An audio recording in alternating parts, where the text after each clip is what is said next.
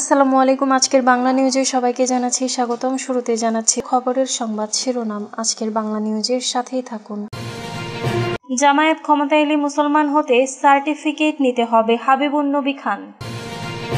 PR পদ্ধতিতে জনপ্রতিনিধি নির্বাচনে জনগণের অংশগ্রহণ থাকে না, ইমরান সালেহ। সুনামগঞ্জ আওয়ামী লীগের সভাপতি এনামুল কবির ঢাকায় গ্রেপ্তার। জামায়াত ক্ষমতায় এলে মুসলমান হতে সার্টিফিকেট নিতে হবে, হাবিবুন-নবী খান।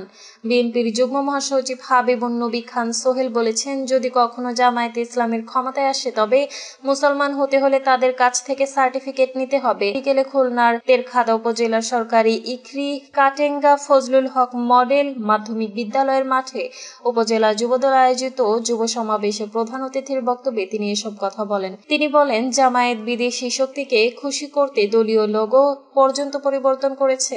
এভাবে চলতে থাকলে তারা একদিন হাফ প্যান্ট পরেও ঘুরবে।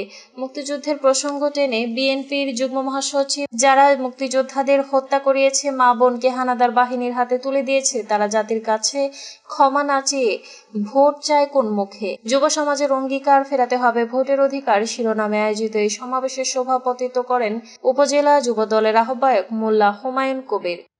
পিআর পদ্ধতিতে জনপ্রতিনিধি নির্বাচনে জনগণের অংশগ্রহণ থাকে না, ইমরান সালেহ। বিএনপির যুগ্ম মহাসচিব সৈয়দ ইমরান সালেহ প্রিন্স বলেছেন, জনগণ পিআর পদ্ধতি বোঝে না।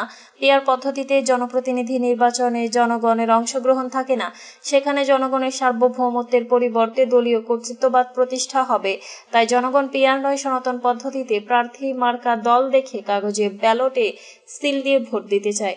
আজ রোববার দুপুরে ময়মনসিংহের হালুয়াঘাট উপজেলায় ধারা উচ্চ বিদ্যালয় মিলনায়তনে ধারা ইউনিয়নের আলেম ও ইমামদের সঙ্গে মতবিনিময় সভায় ইমরান সালেহ এসব কথা বলেন। সৈয়দ ইমরান সালেহ বলেন, কয়েকটি দল ইসলামের নামে কোটা রাজনীতি করতে চায়। বিএনপি ও বাংলাদেশের ধর্মপ্রাণ জনগণ এটা হতে দেবে না। আমরা বাংলাদেশের সংখ্যাগরিষ্ঠ মানুষ ইসলাম ধর্মে বিশ্বাস করি। অবশ্যই অন্য ধর্মের মানুষের সাংবিধানিক অধিকার আমরা নিশ্চিত করছি ও করব। রাজনীতি দিয়ে যারা ইসলামকে বিভক্ত করতে চায় তাদের রাজনৈতিকভাবে মোকাবেলা করতে হবে। যারা বলে তাদের দলের সদস্য হলে বা তাদের প্রার্থীকে ভোট দিলে জান্নাতের টিকিট পাওয়া যাবে, তারা ইসলামের বন্ধু হতে পারে না। বিএনপির এই নেতা বলেন, ধর্মভিত্তিক একটি রাজনৈতিক দল বিএনপির বিরুদ্ধে অপপ্রচার করছে। ক্ষমতার জন্য তারা ভারসাম্যহীন অপপ্রচার করছে। এরা এতদিন পর গাছার মতো রাজনীতি করেছে। আগাগোড়া বিএনপির ছত্রছায়ায় রাজনীতি করে এখন এরা বিএনপির বিরুদ্ধে বিষোদাগার করছে। জামায়াত 5 আগস্টের পর রহস্যজনক কারণে একের পর এক জাতীয় স্বার্থবিরোধী অবস্থান নিয়ে বিএনপির বিরুদ্ধে আওয়ামী স্টাইলে প্রোপাগান্ডা চালাচ্ছে। বিএনপির জনগণের রায়ে রাষ্ট্র ক্ষমতা পেলে কোরআন সুন্নাহ বিরোধী কোনো আইন হবে না উল্লেখ করে ইমরান সালেহ বলেন, বিএনপি ইসলামী মূল্যবোধ ও ইসলামী রীতিনীতি সংস্কৃতিকে সর্বোচ্চ অগ্রাধিকার দেয়।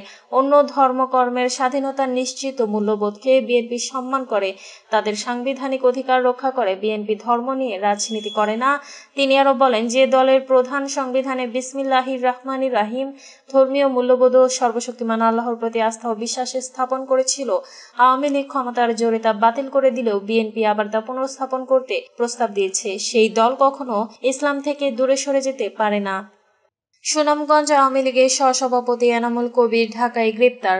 সুনামগঞ্জ জেলা আওয়ামী লীগের সহসভাপতি এনামুল কবিরকে গ্রেপ্তার করেছে পুলিশ। আর রাতে ঢাকার ধানমন্ডি নিজ বাসা থেকে তাকে গ্রেপ্তার করে গোয়েন্দা পুলিশ। গ্রেপ্তারের বিষয়টি নিশ্চিত করেছেন তার বড় ভাই ও জেলা আওয়ামী লীগের আরেক সহসভাপতি খায়রুল কবির রুমেন। তিনি প্রথম আলোকে বলেন, গতকাল রাত 1:30টার দিকে ঢাকার ধানমন্ডির বাসা থেকে গোয়েন্দা পুলিশ তাকে গ্রেপ্তার করে। এনামুল কবির সুনামগঞ্জ জেলা পরিষদের সাবেক প্রশাসক ও পাওয়ার গ্রিড কোম্পানি অব বাংলাদেশের পরিচালনা পরিষদের সাবেক পরিচালক। এছাড়া তিনি জেলা আওয়ামী লীগের সাবেক সাধারণ সম্পাদক ও জেলা যুবলীগের সাবেক আহ্বায়ক।